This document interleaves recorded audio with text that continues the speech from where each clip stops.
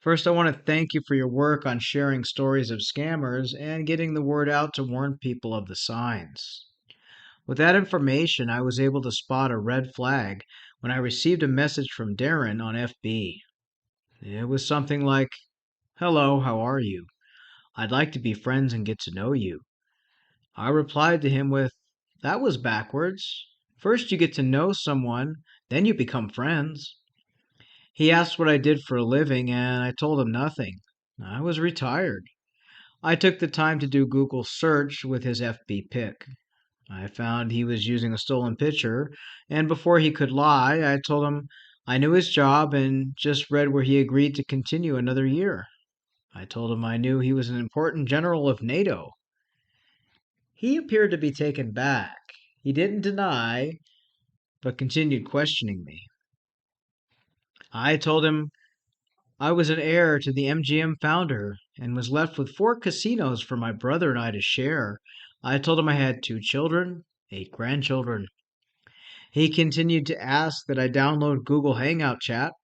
I told him no, but I would discuss it with my son. I then sent pictures of Jen's son, the man that he's pretending to be. He said he thought he was nice looking and that I shouldn't tell my son about it. He continued to ask that I download Google Chat. I told him no, but I would discuss it with my son. I then sent him a picture of the son of the man he was pretending to be. He said he thought he was nice looking and that I shouldn't tell my son about us. I thought, how foolish can this scammer be? He thought the man in the pic was my son when in reality he was the son of the man's photo he had stolen. I told him I don't keep things from my son and there wasn't an us. He wasn't pleased about that. I agreed to emailing with him. He would ask if I slept, have I eaten, what are my plans. And one day I emailed who I thought was my sister and told him we're going to Atlantic City. I said they had a surprise for me.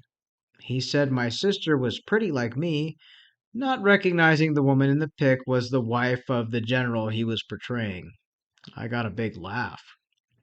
I continued telling him I liked his speeches, and I found him to be very intelligent. He asked if I would quit looking him up because it would interfere with our relationship. I then sent him a picture of the general's daughter, saying that she was my granddaughter, and I was taking her and a friend on a shopping spree. I was giving them each $1,500 to spend.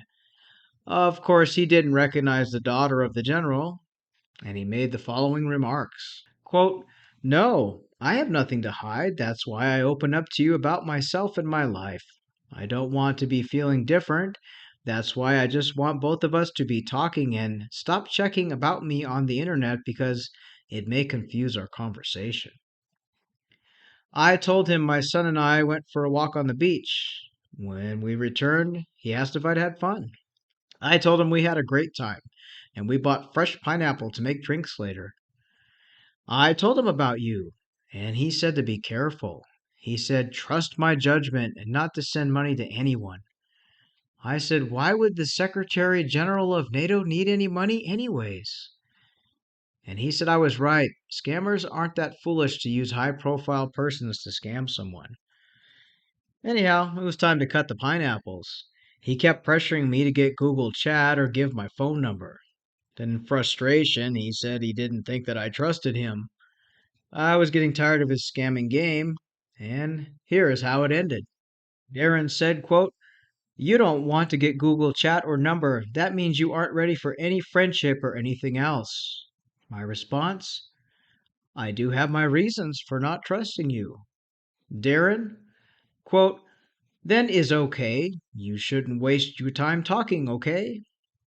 My response, "You began lying from the beginning, using a stolen picture, then claiming a quote from Marla Gibbs as something you wrote.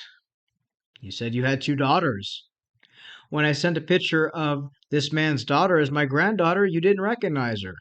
Then I sent a picture of this man's son as my son, and you didn't recognize him either. I sent a picture of this man's wife as my sister, and you didn't recognize her. I then sent a picture of the wife's sister and said it was my friend, and you didn't recognize her either. I knew you were a scammer. From the first post. A lady on FB was scammed by you and shared it. That's the reason why you were booted off the first time. I'm sure your mother's disappointed in raising a kid who would scam people out of money. Get up and get a job. Darrin replied, saying, quote, "So you thought I didn't know all this? I know, that's why I said let us on Google Chat for video calls because I don't want to send any kid's photo to you, okay? I'm not a fool.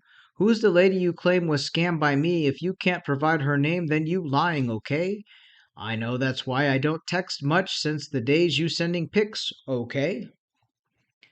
My response to him, "I'm working for the Federal Bureau of Investigation to crack down on scammers."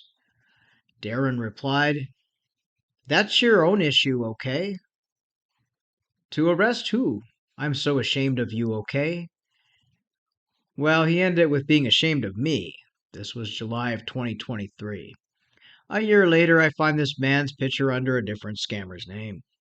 I opened up the conversation, but he didn't recognize me, but same old story. He always wanted to move off of FB. I asked if anyone ever told him who he resembles, and he said many times I told him my son works for his assistant, and that didn't seem to bother him. Thanks for allowing me to share my story, and thanks for the warnings. Thanks to the people who also share their stories. We'd like to thank this lady for sharing her story. There's the conversation that she had with this online romance scammer. And remember, many scammers use the same photos. A lot of photos that are stolen are shared amongst romance scammers.